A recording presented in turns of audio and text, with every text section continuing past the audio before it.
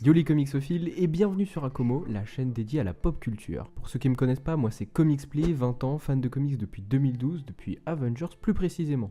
Sur Akomo, c'est moi qui m'occupe de la partie comics principalement, mais j'essaierai de diversifier mes sujets et de vous parler d'autres passions telles que le cinéma ou encore les jeux vidéo.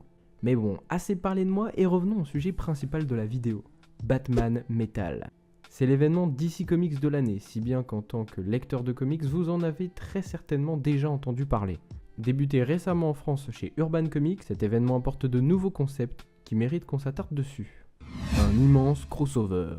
Comme je vous le disais, Batman Metal, c'est un événement inspiré par les auteurs de la série Batman des New 52, Scott Snyder et Greg Capullo. Celui-ci se divise en plusieurs parties, une histoire principale en 6 chapitres, plusieurs mini-séries créées pour l'occasion, et enfin un impact sur différentes séries de DC Comics. D'ailleurs, suite aux nouveaux événements qui surviennent lors de Batman Metal, de nouvelles séries vont voir le jour dans une toute nouvelle collection chez DC Comics, New Age of DC Heroes. Comme je vous le disais en intro de vidéo, cet événement apporte une multitude de nouveaux concepts pour DC Comics. L'un d'eux, et c'est notamment par celui-ci qu'on va commencer, ramène un concept bien connu des fans de comics. Le Dark Multiverse. Et oui, vous n'êtes pas sans savoir qu'il existe dans l'univers de DC Comics un multivers, un ensemble de terres parallèles proposant différentes versions de nos super-héros et super-vilains. Dans la continuité DC actuelle, il en existe 52. Là où Batman Metal fait dans l'originalité, c'est qu'il introduit un tout nouvel univers, appelé le multivers noir, une face sombre du multivers de DC Comics. Ce multivers noir est composé de toutes les peurs et toutes les mauvaises décisions prises ou rêvées. C'est un monde assez fragile qui se détériore constamment. Il est inévitablement voué à la destruction. Ce multivers est composé de 7 terres différentes. C'est donc dans cet espace que règnent les 7 Dark Knight, les 7 versions alternatives de Batman. Batman découvre par hasard l'existence de ce multivers. En effet, alors qu'il enquête sur différents matériaux de son univers, il disparaît dans un portail et c'est donc ces versions maléfiques qui prennent sa place. Ces différents Batman ont été tirés de leur terre par le Batman qui rit, l'un des membres de cette nouvelle équipe, lui-même missionné par Barbatos, qui est en quelque sorte Batman mais en version dieu. Mais alors, qui sont donc ces 7 versions maléfiques du Chevalier Noir ? Murder Machine. C'est sur la Terre -44 que l'on peut faire connaissance avec Murder Machine. Dans l'univers de ce Batman, Alfred, le majordome de Bruce Wayne, a été violemment assassiné. Afin de garder son ami de toujours, Bruce Wayne a numérisé le cerveau d'Alfred et, avec l'aide de Cyborg, créé une intelligence artificielle appelée le protocole Alfred. Seulement, l'IA commence à se multiplier, et pire, à assassiner tous les criminels de la ville. Malheureusement, le Bruce Wayne de cet univers n'a pas vraiment le temps de le raisonner, puisque la machine fusionne avec lui. Grâce à celle-ci, Batman ne ressent plus la peur, la souffrance, et a surtout désormais des améliorations cybernétiques. Ces améliorations cybernétiques lui permettent notamment de faire à peu près tout ce que peut faire Cyborg. Il peut notamment transformer différentes parties de son corps en armes, ou encore avoir recours au piratage informatique. Baptisé The Murder Machine par Cyborg, Batman a ensuite tué la Justice League de cette terre. La Noyée. La Noyée, ou The Drowned en VO, est une Batwoman de la Terre -11. Sur cette terre, Bruce Wayne est devenu une combattante du crime. Malheureusement, lorsque son petit ami Sylvester Kyle est tué par différents méta-humains malhonnêtes, celle-ci se venge et tue tous les méta-humains. Elle tue notamment Aquawoman, l'ambassadrice des Atlantes. Mais les Atlantes n'ont pas dit leur dernier mot, et ils choisissent de noyer la Terre sous les eaux. Radical comme vengeance. Pour survivre, Bruce choisit alors de modifier son ADN et récupère les pouvoirs d'Aquawoman. Cet ADN lui permet notamment d'avoir différents pouvoirs ressemblant à ceux d'Aquaman. Elle peut notamment respirer et se déplacer sous l'eau avec une grande facilité, ou encore manipuler de grandes quantités d'eau. Après avoir vaincu la plupart des Atlantes, elle prend le commandement des eaux mortes, les survivants de la catastrophe. Dorénavant, elle règne sur ce monde post-apocalyptique enfui dans les profondeurs des océans. Dawnbreaker.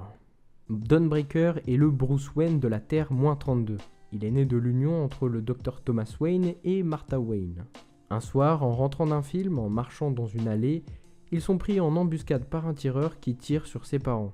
Jusque-là, on pourrait croire que ce Batman n'est finalement pas très différent du Batman que l'on connaît. Sauf qu'avec la mort de ses parents, Bruce Wayne sent un vide à l'intérieur de lui-même. Et alors que la colère l'envahit, il fut choisi par un anneau vert du corps des Green Lantern. Rempli de rage, il ignore les protestations de l'anneau et tue l'assassin de ses parents en écrasant la programmation de l'anneau avec sa volonté. Mais le jeune Bruce Wayne est plein de ressources. En quelque temps, il s'occupe de l'entièreté de la pègre à Gotham. Pas de manière très subtile, si vous voyez ce que je veux dire. Et quand le corps des Green Lantern vient pour le destituer, celui-ci, se faisant appeler Dawnbreaker, décide de tous les massacrer. Très joyeux. Red Death. Si l'apparence de ce nouveau Batman maléfique vous fait penser à celle de Flash, c'est que vous connaissez un minimum en matière de comics. Et ça, c'est déjà pas mal. Sur la Terre -52, Batman est le héros de Gotham City que l'on connaît tous. Avec ses acolytes, les différents Robins, il combat régulièrement le crime et essaye de mettre fin à la pègre de Gotham. Mais lorsque tous ses acolytes décèdent suite aux différents combats, Batman jette son dévolu sur son ami Flash. Il le trahit en lui volant sa force véloce, déterminant qu'il pourrait utiliser la Speed Force mieux que Flash lui-même. Il devient alors Red Death, le meilleur Batman avec les pouvoirs de Flash, et commence tout simplement à assassiner les différents méchants de Gotham. Devastator. Sur la Terre -1, à l'image du comics Injustice, Batman affronte un Superman devenu fou. En effet, celui-ci est dans une folie meurtrière, et est même allé jusqu'à assassiner sa femme. Batman, ne sachant pas vraiment quoi faire pour arrêter l'homme de métal, est réduit à utiliser son arme ultime, une hybridation avec une souche du virus Doomsday. Batman se transforme alors en un monstre de chair et d'os, et devient un Devastator, un mélange pas très correct entre Doomsday et le Chevalier Noir. Il possède alors les mêmes caractéristiques que Doomsday, et grâce notamment à sa force physique décuplée, il parvient à se débarrasser de Superman une bonne fois pour toutes. Hélas pour lui, le virus qu'il a utilisé se répand dans l'atmosphère, contaminant tous les habitants de la Terre. L'impitoyable. Sur cette Terre, la Terre -12, Batman et Wonder Woman livrent une guerre sans merci face au dieu de la guerre, Ares. Ce dernier est équipé d'un tout nouveau casque qui décuple ses pouvoirs, le rendant pratiquement invincible. Lorsqu'Ares assassine Wonder Woman, Batman voit rouge. Il profite d'un moment d'inattention d'Ares et lui subtilise le casque, tout simplement. Il décide alors de porter le casque et possède une panoplie de nouveaux pouvoirs comme le contrôle mental, la force surhumaine ou encore la nécromancie. Sa puissance maintenant décuplée, Batman se venge du dieu de la guerre et fait alors régner la loi sur cette terre. Le Batman qui rit. C'est sûrement le Batman le plus original de ce multivers noir. Vous avez sûrement dû en entendre parler, c'est un Batman qui a fait énormément d'effets sur le lectorat.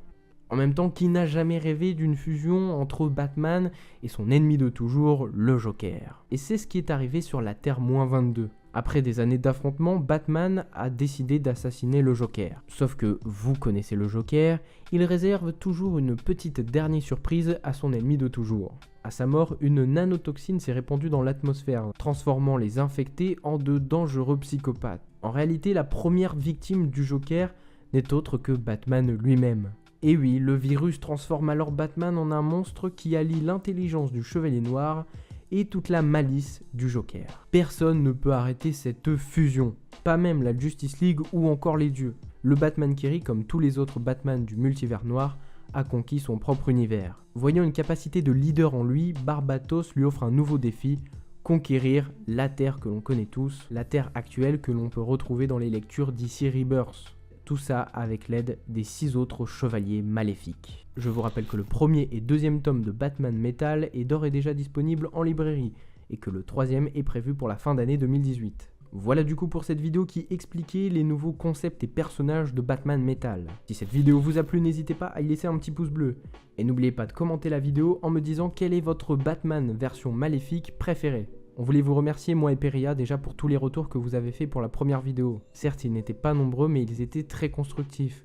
Et c'est ce qui va nous permettre d'avancer pour la chaîne. Merci aussi d'avoir fait péter le bouton s'abonner. On est déjà plus de 100 sur la chaîne et ça nous fait énormément plaisir. Sachez que notre objectif est de vous proposer au moins une vidéo par semaine, le plus souvent le vendredi à 17 h, et de temps en temps, quand on a le temps bien sûr, de vous proposer une autre vidéo, pourquoi pas le mardi.